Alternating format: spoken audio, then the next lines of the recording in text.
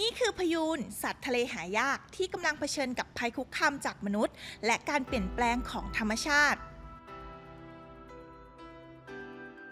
กรมทรัพยากรทางทะเลและชายฝั่งใช้เทคโนโลยีอัจฉริยะ DJI Dock3 ติดตั้งริมชายฝั่งทะเลภูเก็ตเพื่อเฝ้าระวังและติดตามฝูงพยูนแบบเรียลไทม์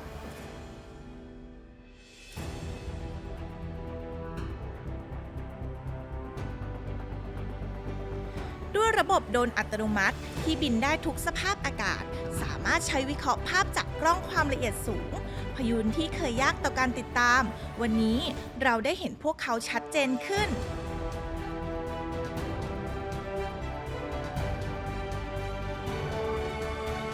เพราะเทคโนโลยีไม่ใช่เรื่องของอนาคตแต่คือเครื่องมือช่วยรักษาสิ่งแวดล้อมเพื่อให้พยูนอยู่กับทะเลไทยต่อไป